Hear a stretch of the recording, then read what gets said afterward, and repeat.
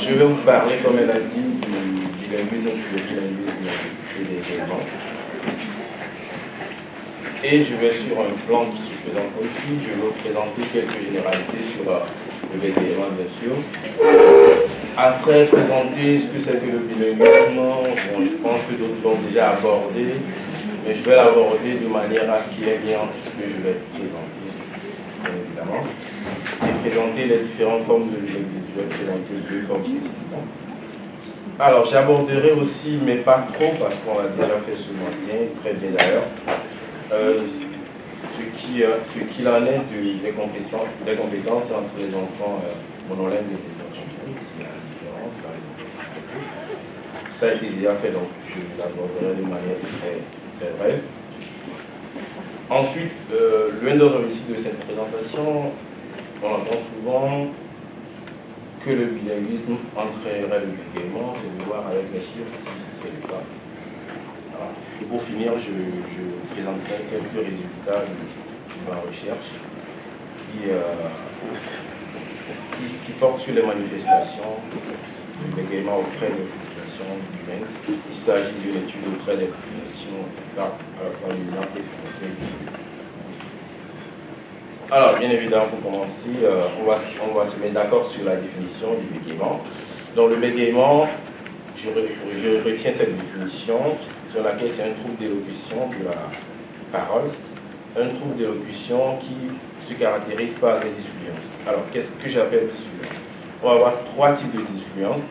Des répétitions, c'est-à-dire la personne va faire pas par exemple. C'est des répétitions, que ce soit des répétitions de syllabes ou des répétitions de sons. Nous avons des prolongations du son, c'est-à-dire que la personne va prononcer le son de manière avec une durée beaucoup plus importante. Par exemple, le son ça va être prononcé sac, par exemple. Et pour finir, nous avons des blocages ou des interruptions. Alors là, ça peut être des blocages pour des mots, avec des tensions, le son ne sort pas, ou des blocages à l'intérieur d'un mot. Voilà, pour commencer, ce qu'on appelle bégaiement. En ce qui concerne l'étiologie et les types du bégaiement. Sur la littérature, nous avons trois types de bégaiement. Le premier, le bégaiement développemental transitoire. Alors, transitoire parce que ça commence, bien sûr, entre 2 et 7 ans ou entre 2 et 5 ans, selon la littérature. Mais c'est un bégaiement qui va disparaître, peut-être sans prise en charge, ou après quelques visites chez un spécialiste. Donc il est transitoire.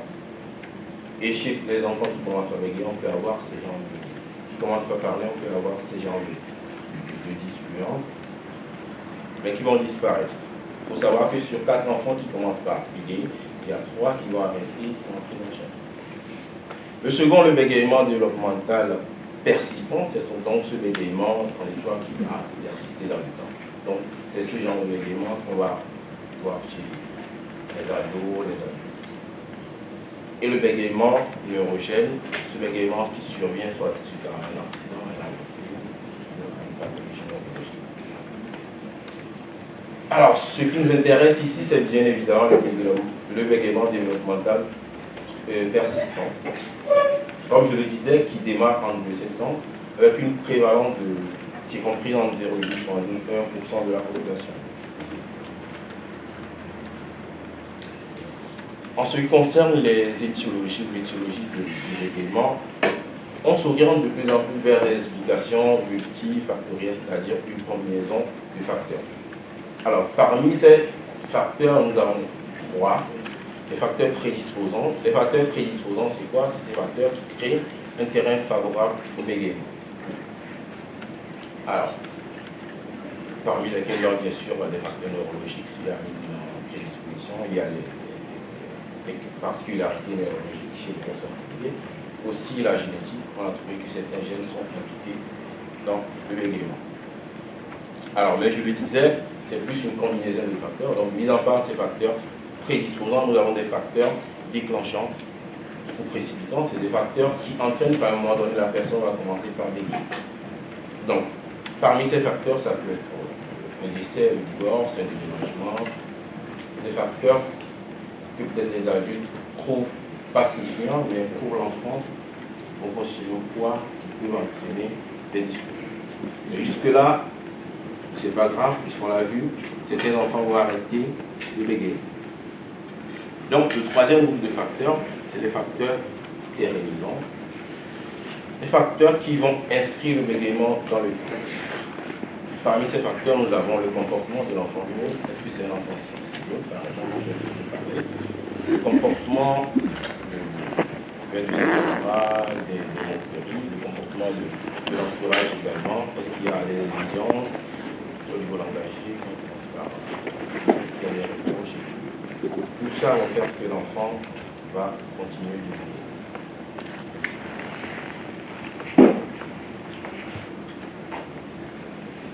Alors, à côté de ces facteurs, on entend souvent dire, dans la littérature, que le bilinguisme favoriserait le bégaiement. De là, plusieurs questions se posent. Est-ce que déjà le bégaiement est plus présent dans la population bilingue? Est-ce que qu'en est-il des manifestations du bégaiement dans les populations bilingues? Est-ce que le bégaiement se manifeste dans les deux langues, dans une langue? Et quelles sont les particularités liées à chaque bégayage pour chaque langue? Alors, pour continuer, nous allons voir, on l'a déjà vu, ce que c'est que le bilinguisme. Alors, il faut dire que c'est une notion qui est difficile à décrire, puisque il y a autant de plurilinguisme, autant de bilinguisme que de personnes bilingues. Alors, ce qui revient à dire, quand doit-on dire que la personne maîtrise une langue? Est-ce que la personne doit maîtriser toutes les facettes de la langue? Parler, écrire, comprendre, et toutes les composantes. Donc, on peut dire quand même que le bilinguisme, c'est l'utilisation en alternance d'au moins deux langues par un même individu. On peut aussi dire que c'est la capacité à produire des énoncés significatifs dans plusieurs langues. Est-ce que c'est que produire? Nous, j'ajoute cette définition, qui est la maîtrise d'au moins l'une des compétences linguistiques. Lire, écrire, parler. Mais il y a une autre forme de bilinguisme. Je pense qu'on va l'aborder cet après-midi, je crois. C'est le bilinguisme chez l'enfant sourd. Donc, on va parler de bilinguisme chez l'enfant sourd, quand celui-ci, en plus de la langue des signes, ces signes françaises, utilise de l'oral. Donc, c'est également une forme de... Alors, pour revenir au bilinguisme, on peut dire que ça devient plus la norme que le monolinguisme. D'autant plus qu'on a environ 4000 langues parlées pour 193 pays. Et pour aller dans les détails, on va voir qu'il y a des pays où vraiment on en compte. Papouasie-Nouvelle-Guinée, 830 langues, Indonésie 722, Nigeria plus de 600 langues, Inde 361. Donc, on suppose que forcément, ceux qui sont là seront exposés au bilinguisme. Eux, c'est plutôt la norme. Pour aborder maintenant les types de bilinguisme, on peut classer, il y a plusieurs classifications bien sûr, en fonction de la date d'introduction des langues, mais aussi en fonction de la maîtrise des deux langues. Donc, en fonction de la date d'introduction, on peut avoir un bilinguisme dit précoce. Dans le bilinguisme précoce, on suppose que les deux langues ont été mises en place très précocement dans la vie, avant l'âge de 7 ans.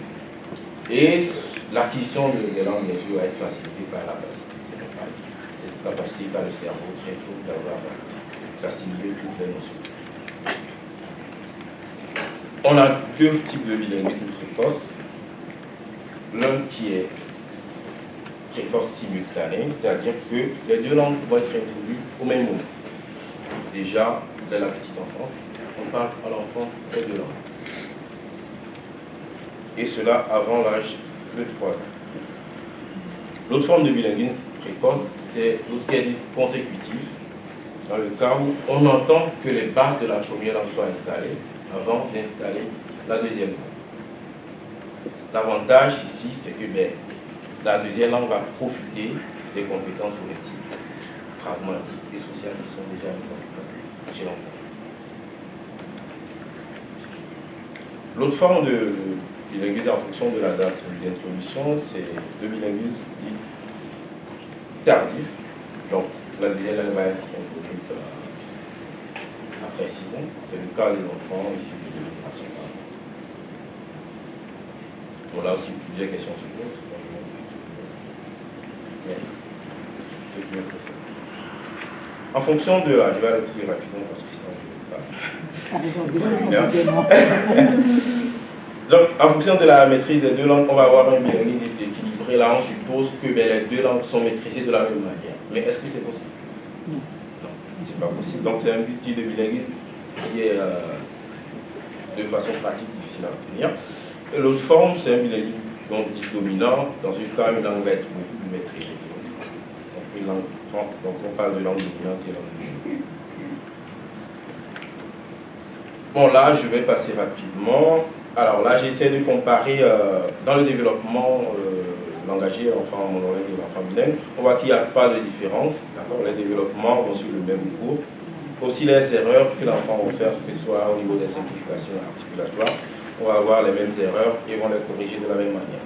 Au niveau, le niveau du développement de l'enfant bilingue, à un moment donné, on va prouver qu'il a moins de lexique, par exemple l'enfant monolingue, ce qui n'est pas vraiment un défi en retard parce que si on additionne ses compétences dans les deux langues, il est même mieux.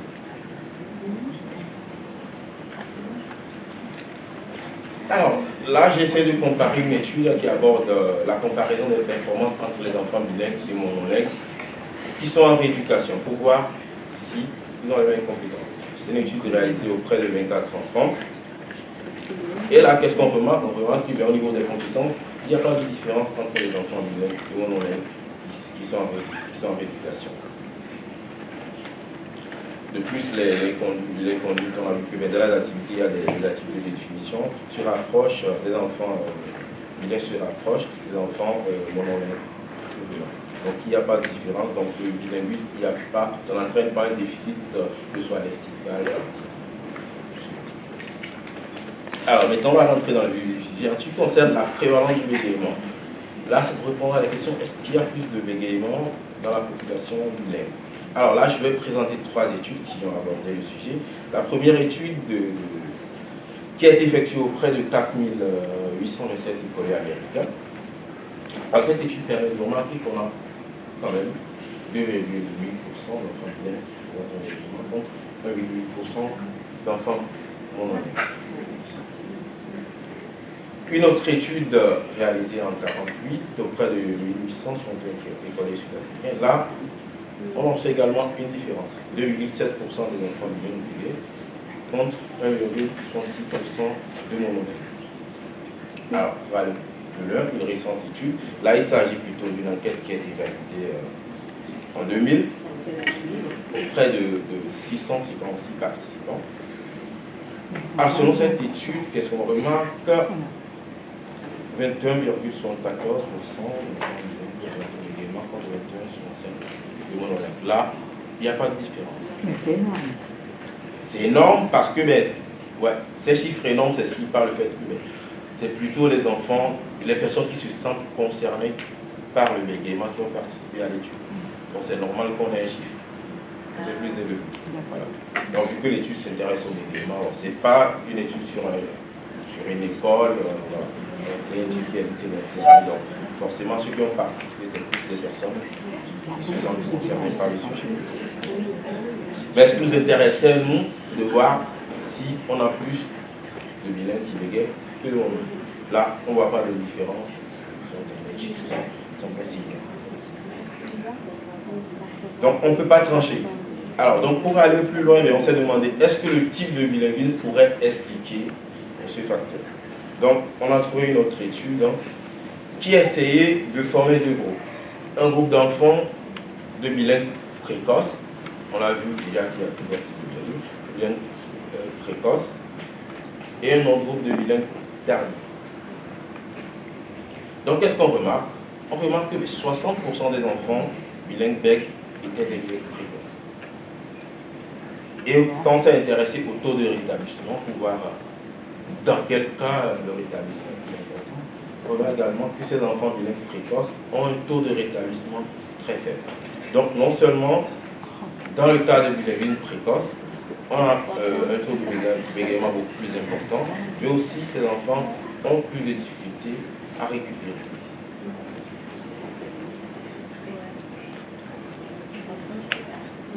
Alors, voilà, bon, bien évidemment, il n'y a pas de données qui expliquent qu'on a plus de bilingues, on ne peut pas trancher. Mais comment est-ce que cela puisse être expliqué théoriquement, qu'il y ait plus de bégaiement auprès des personnes? On va partir de ce système qu'on appelle le système de monitoring. C'est un système qui gouverne et contrôle l'inhibition de l'affectivité dans le traitement de l'information.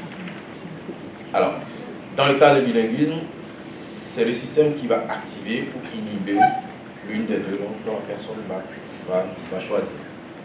Et le bégaiement, justement, on pense qu'il serait dû à un trouble.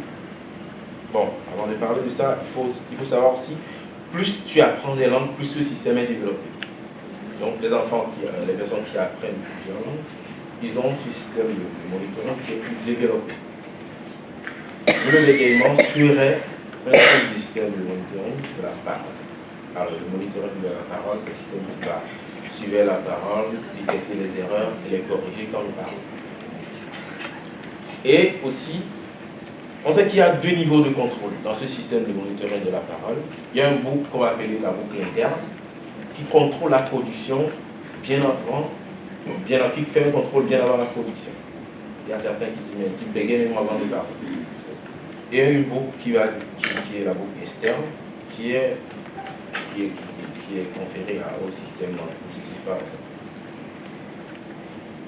Et le bégaiement, justement, serait le déficit, dans le cas de bilinguisme, un déficit de contrôle de la boucle interne. C'est-à-dire que la personne, dans le cas de bilinguisme, va consacrer plus de ressources, davantage de ressources cognitives au système de monitoring interne. Il va se focaliser aussi sur cette erreur, et cette erreur sera à venir, donc ce qui va entraîner plus de.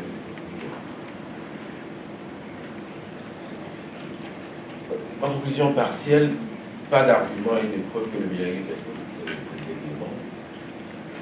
On a vu déjà, il y a d'autres facteurs qui l'expliquent même plus. Et c'est plus une combinaison de facteurs qu'on appelle politique. Un seul élément ne peut pas expliquer. Sauf peut-être dans le cas des bégaiements neurologiques.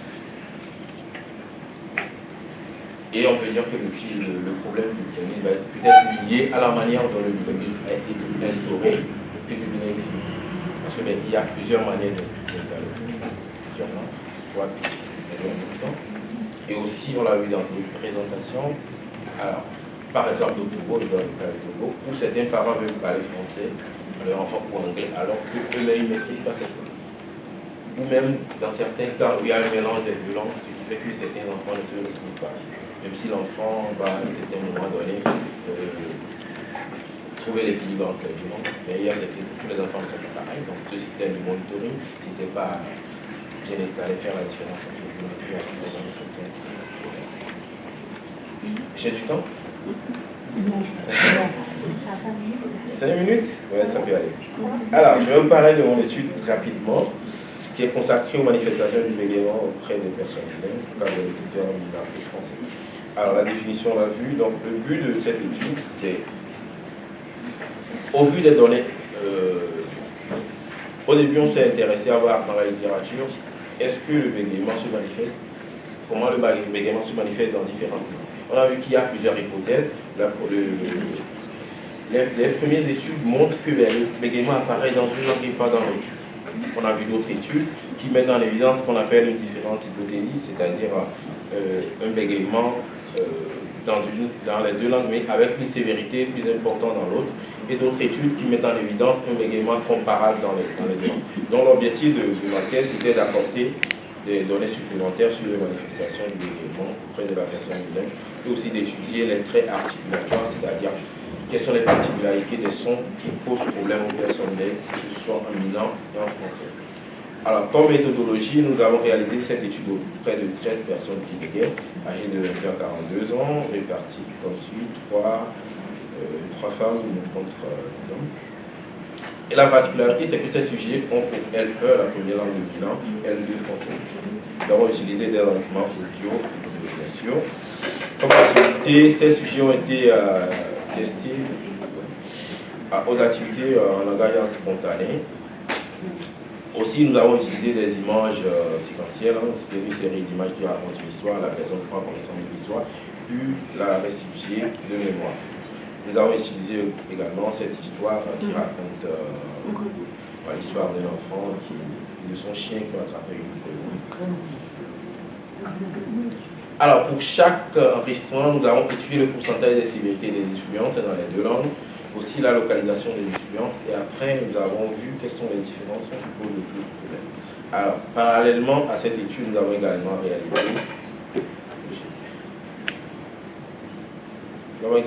Alors c'est une étude. Maman qui dresse la table pour le dîner, on va dire, et qui apporte le souper. Sa famille, ils mangent ensemble à table et ensuite les enfants rangent après avoir mangé et la maman et les enfants font la vaisselle ensemble. Là, il s'agit d'une locutrice que nous avons enregistrée. Le but de cette étude ici, c'est d'étudier les mouvements articulateurs dans les 2 langues. Voir si les mouvements sont plus ou moins exagérés dans les 2 langues, voir s'il y a une influence des mouvements aussi. Nous avons profité de cette étude pour étudier cet enregistrement, pour étudier la durée des influences dans les 2 langues. Alors, au niveau des résultats, quand nous avons comparé les influences dans les 2 langues, nous avons remarqué qu'en français, mon sujet, là nous présentons les résultats de 4 sujets, que ces sujets bégayent plus en français qu'en minant. Et en fonction du lieu d'articulation des voyelles, c'est qu'on peut classer les voyelles en fonction des lieux articulateurs, on remarque que les voyelles qui sont prononcées vers l'avant posent le plus de problèmes. On peut supposer que c'est dû au fait que les voyelles prononcées vers l'avant demandent plutôt plus d'implication de la langue, ce qui fait qu'il y a plus de problèmes. Ensuite, nous avons fait une comparaison en fonction de la nasalité, voir si les sons qui sont prononcés avec un passage supplémentaire dans le dépôt que les sons qui sont plutôt des sons oraux. Et on remarque en français, les sons qui sont prononcés dans le nez, posent plus de problèmes à nos sujets. Et pour finir, nous avons fait une comparaison en fonction du voisement. Et on voit aussi que les sons qui sont non voisés posent le plus de problèmes aux personnes qui bégayent. Dans les 2 langues, mais avec une différence beaucoup plus significative en français. Alors, de façon générale, on remarque que dans nos enregistrements, les sujets bégayent plus en français qui est leur langue seconde. Ce qu'on peut expliquer par plusieurs facteurs. Alors, est-ce que cette langue est bien maîtrisée? Bon, on peut dire oui dans ce cas, si on part sur cette hypothèse, parce que des personnes, des étudiants qui ont parlé français à partir du CP, donc pas français. Après, on peut aussi expliquer ça par le statut du Milan, qui est une langue tonale, donc on sent une certaine mélodie qui pourrait faciliter l'articulation. Donc il y a plusieurs hypothèses qu'on peut. Et pour finir, je vais vous dire AP. Merci.